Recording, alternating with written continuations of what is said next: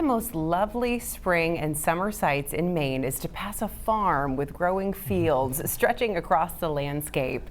But farming is a hard job, and it seems fewer and fewer people are able to make a living at it. Maine, though, has seen growth in small farms, and 207's Don Kerrigan is here with the story of one of them that has brought a new life to a place in mid-coast Maine. Absolutely. A place that people have heard of before because it's known locally in the town of Newcastle by a name, let's say it is Cow Poop Corner or something along those lines. But the farm we're talking about that's growing there now is very different from the one that used to be there.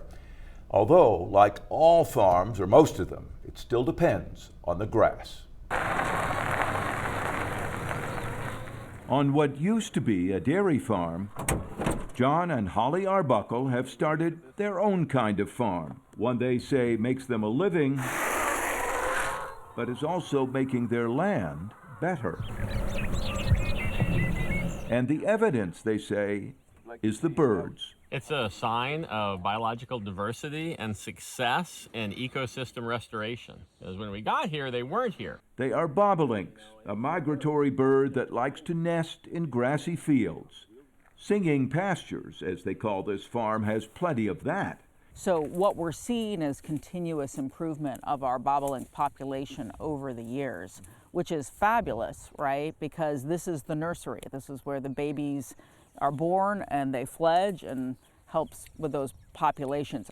And the Arbuckles have been working now for 7 years to give these rolling fields a lush carpet of grass. So for us, these birds are a little splash of color, a little splash of diversity that just shows that the way of farming that we really enjoy benefits not only people and livestock, but it also benefits wildlife. John and Holly were farming in Missouri when they decided to move to Maine to raise their kids, deciding to farm livestock, beef and pork and even chickens on these fields, but also to do it in a way they say benefits the land and the grass, a practice called regenerative agriculture. As we were taking classes and looking at different ways of doing things, we realized that this type of farming, which simply put for us in livestock, is keeping the animals bunched and moving. So they're always going on a camping trip from one pasture to the next pasture. John says grazing farm animals this way mimics how wild animals graze in nature. Imagine that there's 160 acres here.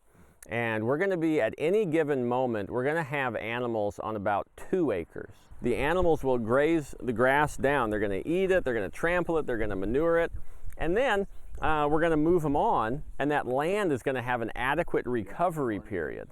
So the land is going to bounce back stronger than it was before. He says moving the animals to different spots week to week has helped the fields to flourish. The land needs animals as much as flowers need bees.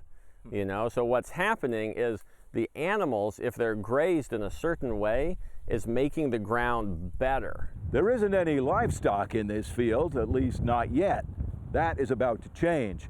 A neighbor is going to bring about a dozen beef cattle to spend the season in the field, and John is about to take delivery on a couple hundred pigs that will spend the season here to grow and then be sent off to market. They don't keep any cattle or pigs over the winter.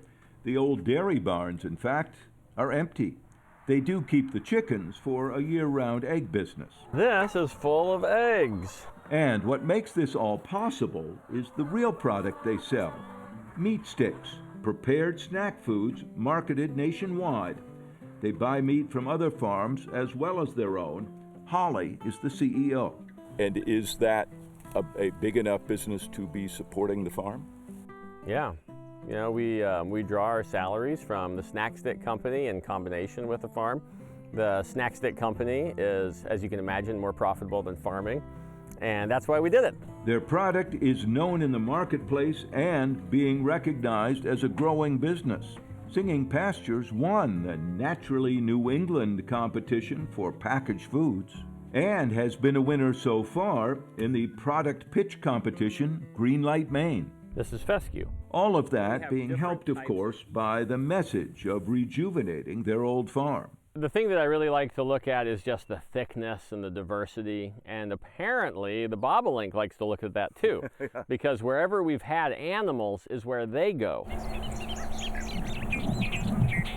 The bobolinks, as many as 400 this year, a biologist has told them. And when these two farmers have time to stop and listen, they will say the birds are a sign they're on to something. It's an indicator species, so more birds means more insects. It means, a healthier soil that is coming along. So, and then that becomes habitat for all the other critters that share this land. The land where these springtime visitors are helping the singing Pastures Farm to earn its name. This farm is a family farm, and in that pattern, there are two teenage children also working on the farm.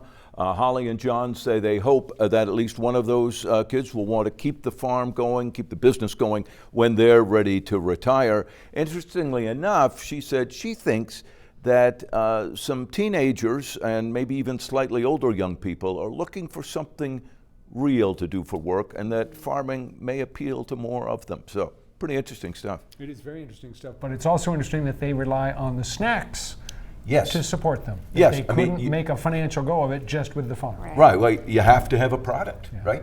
And so that appears to be working. All right, thanks, Tom. Yep.